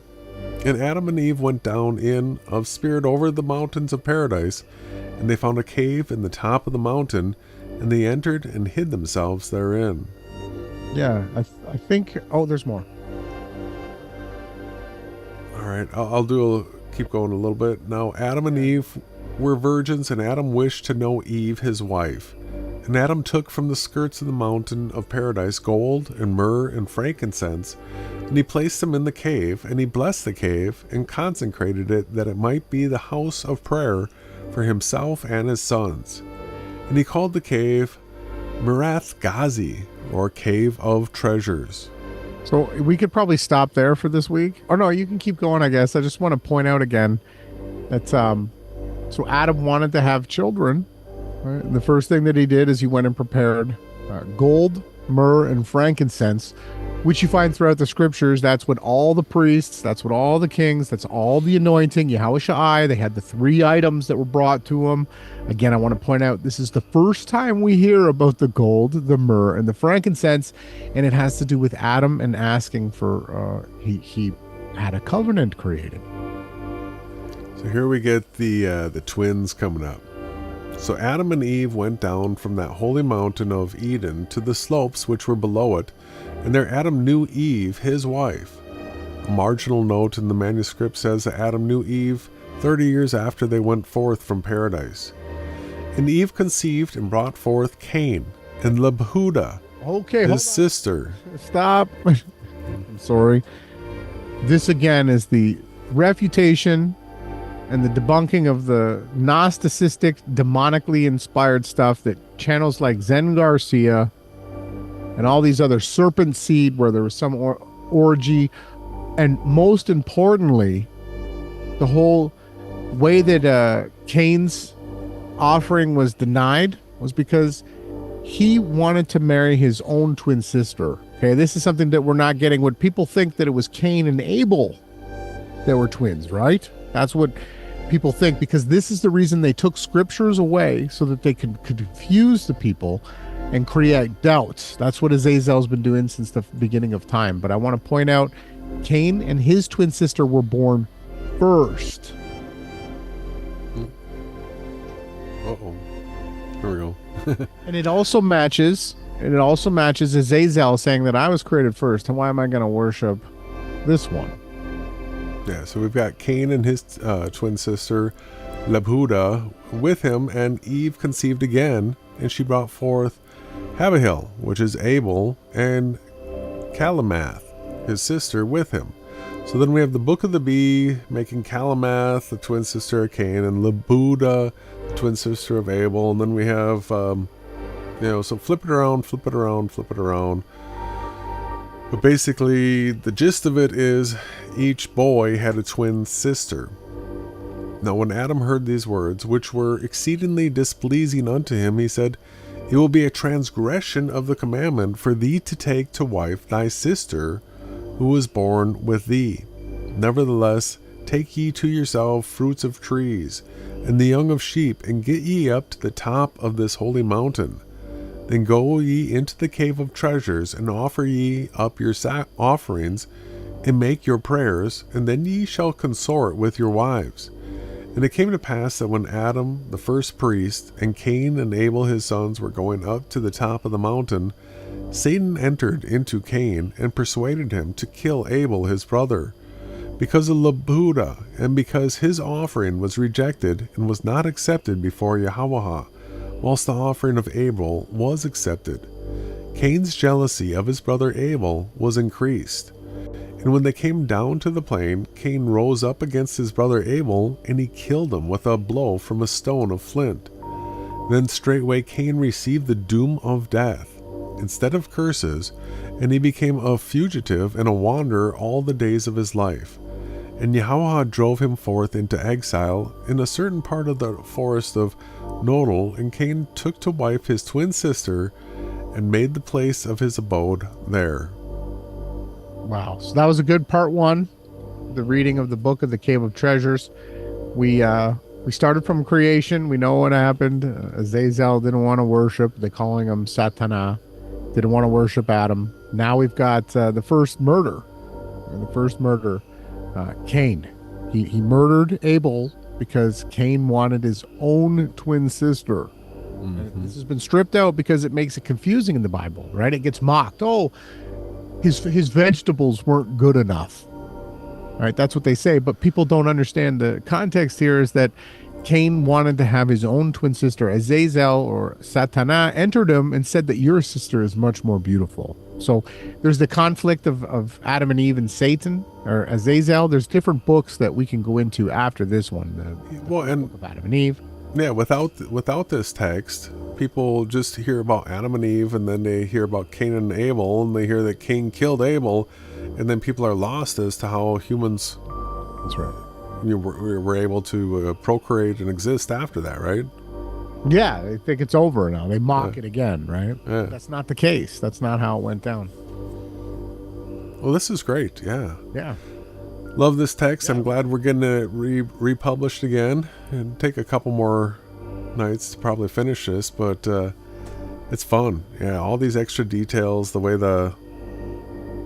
when you have the 66 canon that and then you get extra detail, like the resolution of what you see took place becomes more and more clear, and I love it. So yeah, filling in the gaps, it gives you a more detailed perspective. It's a higher definition understanding of what took place and how we got here. Absolutely. So it was great. Anything else, brother? No, thank you everyone for tuning in. Leave a comment below if you want. And yeah, just thank you all for spending the time. Again, next Sunday, we're going to get back into this book, and we'll see what happens with the supposed fake World War III that's kicking off. We're going to keep a watch on that, and stay tuned again. We'll be back with the Rise and Grind for sure next Sunday. We'll see if we're back next Friday. I know we got lots to do, so we'll see. But great job tonight, Jason. Thank you, everyone, for tuning in. Thank you to YD, and always thank you to the Goldsmith for helping us out with the music. And we will see you again soon. Where's the only place you're going to get this content? Only on the Yahawashai News Networks.